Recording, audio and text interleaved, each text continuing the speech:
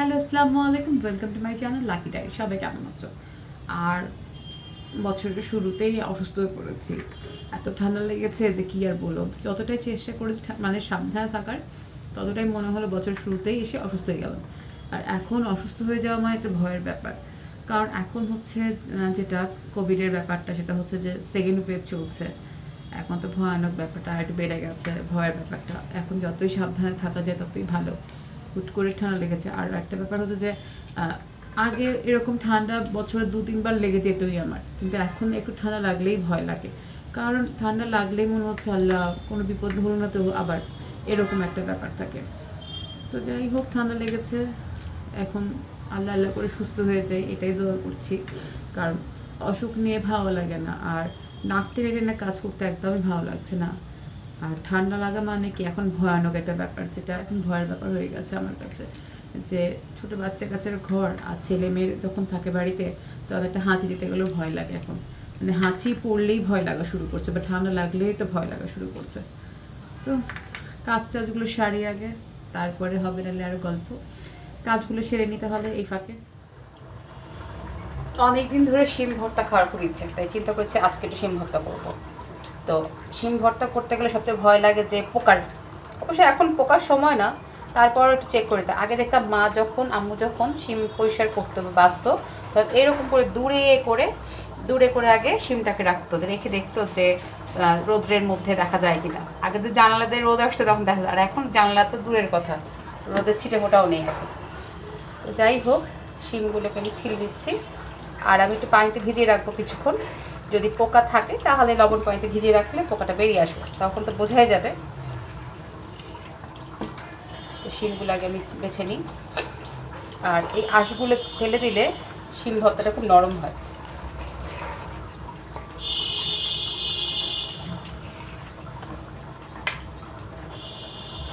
আমি শিম সিদ্ধ দিয়ে দিয়েছি একটু লবণ দিয়ে, তাড়াতাড়ি সিদ্ধটা হয়ে যাক। শিম ভর্তা করবো আজকে। আর আজকে দুপুরের লাঞ্চে এবং ডিনার একই রকম হবে খাবারটা, কারণ আমি একবারই রান্না করে ফেলি।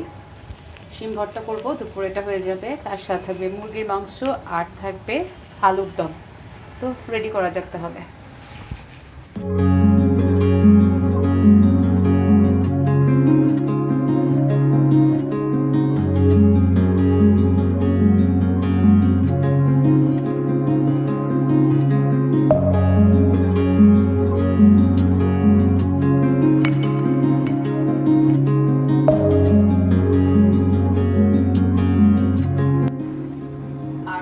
আমি আলু ভর্তাটা করে নেব, যার কারণে আমি প্রথমে দিয়ে নিচ্ছি সয়াবিন তেল।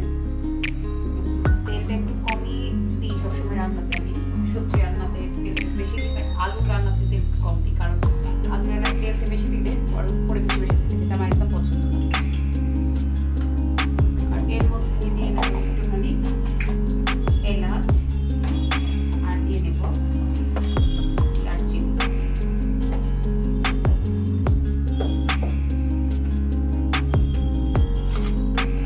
হালকা নাড়াচাড়া করে এর মধ্যে দিয়ে দেবো পেঁয়াজ কুচি।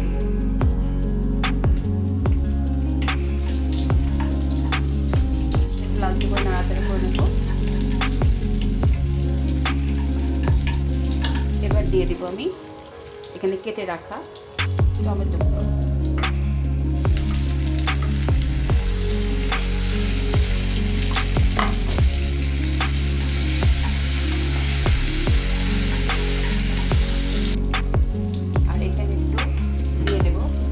কারি পাতা, এটা হচ্ছে ড্রাই কারি পাতা, একটুখানি দিলাম।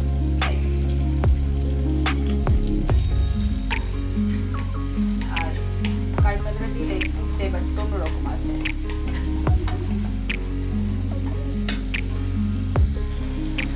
ভালোভাবে নাড়াচাড়া করে টমেটোগুলোকে একটু নরম করে নিতে হবে।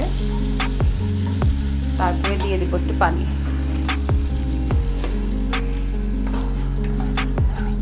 ঠান্ডার মধ্যে এত খারাপ লাগছে, শরীরটা এত খারাপ, ঠান্ডায় নাক ব্যথা করছে, মাথা ব্যথা। চুলা একটু জালটা বাড়িয়ে দেবো, যেহেতু এখন মশলাটা কষাবো। ঠিক এই পরিমাণ চালটা বাড়িয়ে নিয়েছি।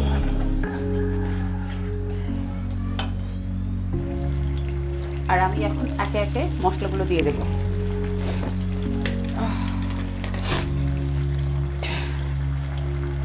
শুকনো মরিচের গুঁড়ো,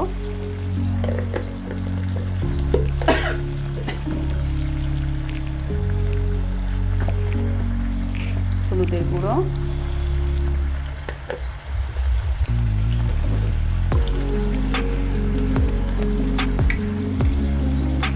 ধনের গুঁড়া।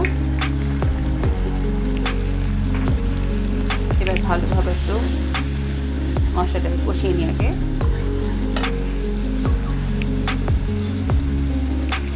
এরপরে দিয়ে নেব আমি আদা রসুনের পেস্ট, আদা বাটা আর রসুন বাটা দিয়ে নিলাম। এখন ভালো করে কষতে হবে যতক্ষণ না মশলাটা একদম ভাজা ভাজা হয়ে যায়। আর এর মধ্যে দিয়ে দেবো এখন স্বাদ মতো লবণ।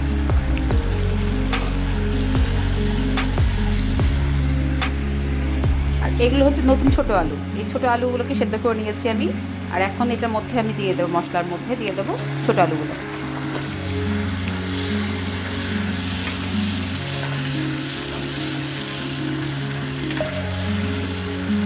হালকা একটু চেপে চেপে দেবো যাতে একটু আধ ভাঙা হয়ে যায়।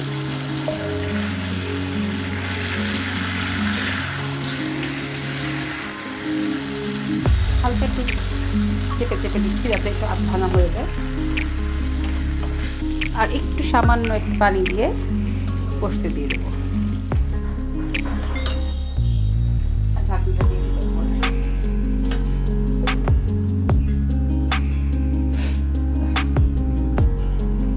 রান্নাটা হয়ে এসেছে কিনা দেখবো।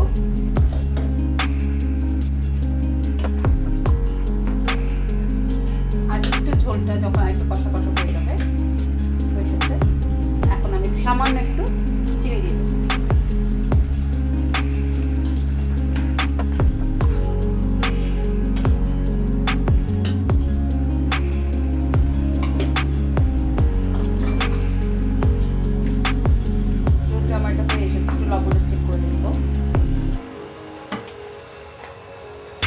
যেহেতু আমার এটা হয়ে গেছে, আর এখন আমি দিয়ে দেবো এর মধ্যে কাঁচামরিচগুলো চিড়ে চিড়ে।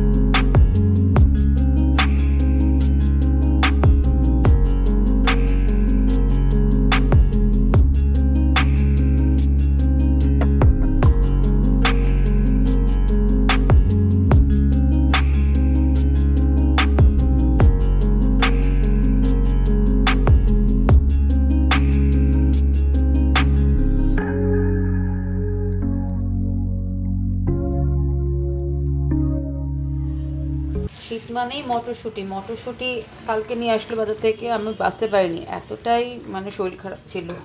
শরীর খারাপের কারণে মটরশুঁটির বাছা হয়নি সেভাবে। তো আজকে চিন্তা করেছি যে মটরশুঁটিগুলো বেছে না রাখলে শুকিয়ে যাবে। আর এই মটরশুঁটিটা আমার কাছে মনে হয় কেনাটাই মিছে, পুরোটাই মিছে। কারণ মটরশুঁটি দেখা যায় যা কেনা হয় তার অর্ধেকটাই ফেলা হয়। আর এইরকম শীতের সময় মটরশুঁটি দিয়ে রুই মাছের রান্না খুব মজা লাগে আমার কাছে। টমেটো দিয়ে রুই মাছ, তার সাথে মটরশুঁটি, খুব মজার একটা খাবার। একটু ঝামেলা হলেও খেতে মজা লাগে। আর মটরশুঁটি দিয়ে সাদা পোলাও তো এটা তো আমার খুব ফেভারিট। মটরশুঁটি দিয়ে আলু দিয়েও খুব ভালো লাগে রান্না।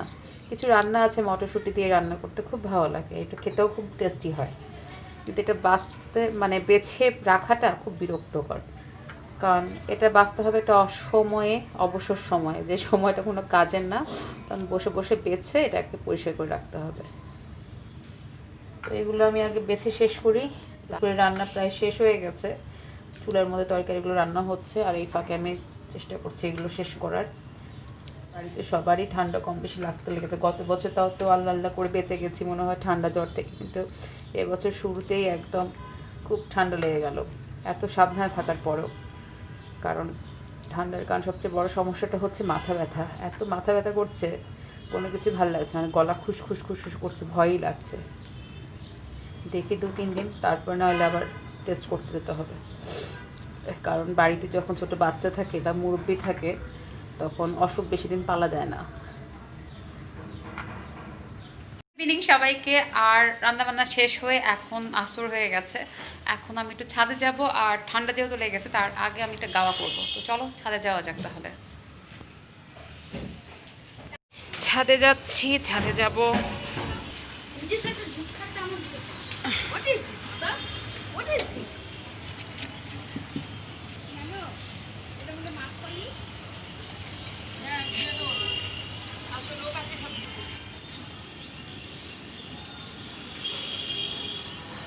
One second, ma.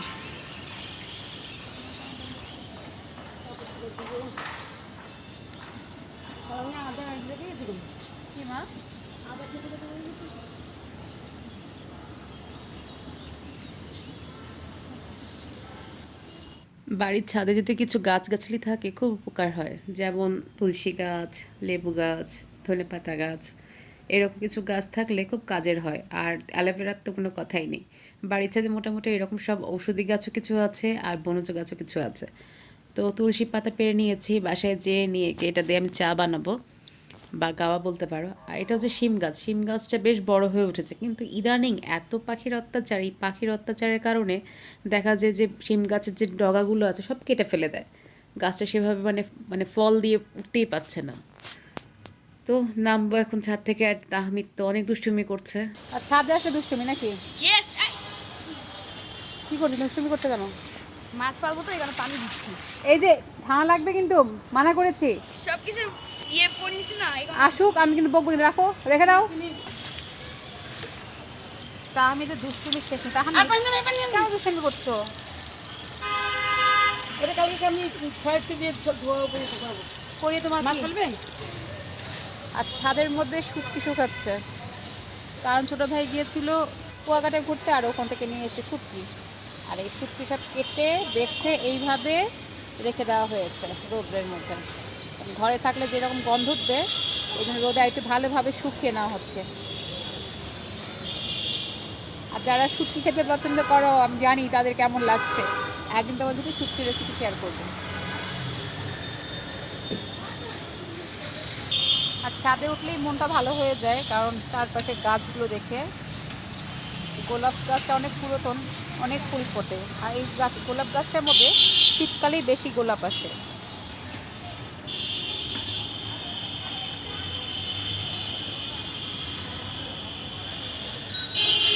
এত ঠান্ডা লেগেছে, নাক মুখ সরসর সরসর করছে, তার জন্য চিন্তা করেছি আজকে একটু গাওয়া করবো। কারণ আমার আদিবার দুজনই ঠান্ডা লেগেছে। ঠান্ডাতে মনে হচ্ছে নিঃশ্বাস বন্ধ হয়ে আসছে, এত নাক শুশুর করছে, তার মধ্যে মাথা ব্যথা করছে, চোখ ব্যথা করছে। এখন আর কিছু উপায় নেই, সারাক্ষণ গরম পানি খেতে ভালো লাগে না, তাই চিন্তা করেছি একটু গাওয়া বানাবো আমার স্টাইলে।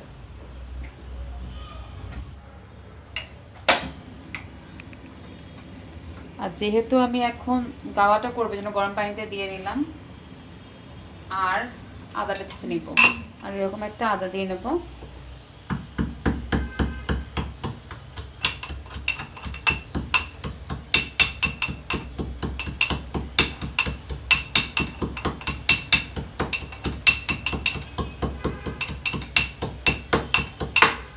পুরো এরকম করে ছেঁচে নিয়েছি।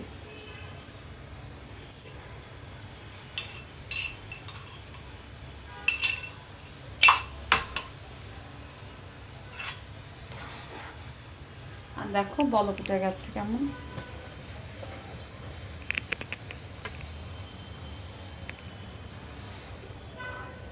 আর এর মধ্যে দিয়ে দেব, আর দিয়ে নিচ্ছি তুলসী পাতা। যে তুলসী পাতাগুলো আমি ছাদ থেকে নিয়ে এসেছিলাম, সেই তুলসী পাতাগুলো এখন আমি ধুয়ে নিয়েছি পানিতে, নিয়ে এখন এর মধ্যে দিয়ে দেব।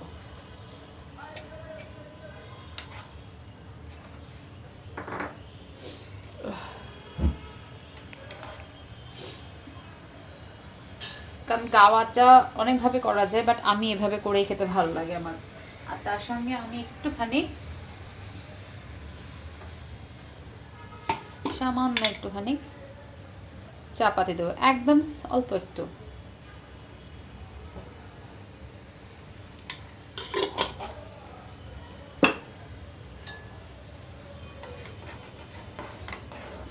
ভালো করে জাল এসে গেলে নামিয়ে নেব আমি।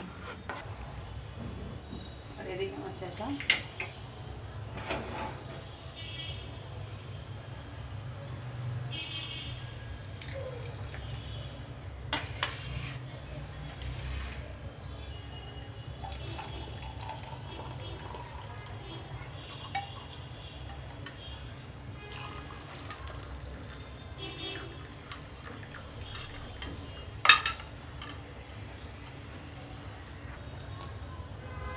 আর দিয়ে নেব একটু মধু।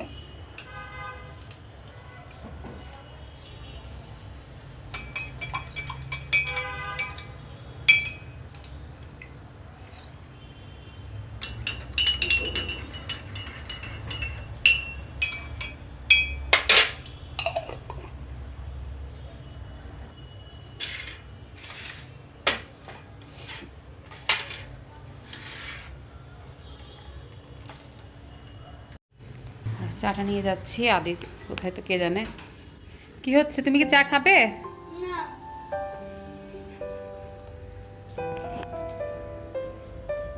কি অবস্থা তোর? রুমে আসলে তুই ব্যস্ত। আয় আয় চা খাবি, বস।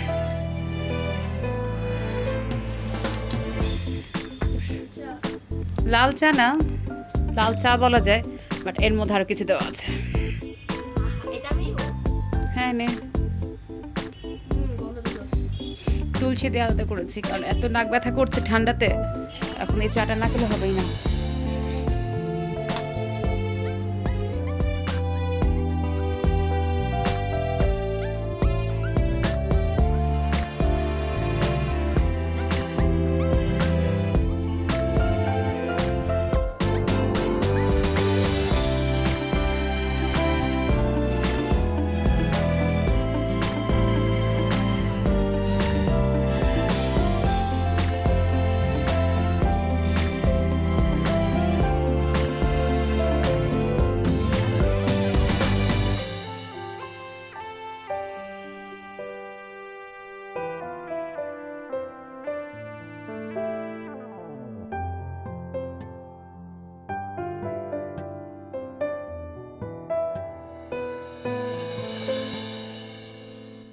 ভালো থাকবে, সুস্থ থাকবে এবং সাবধানে থাকবে। আর আমার চ্যানেলটি যারা নতুন তারা সাবস্ক্রাইব করতে কিন্তু ভুলো না।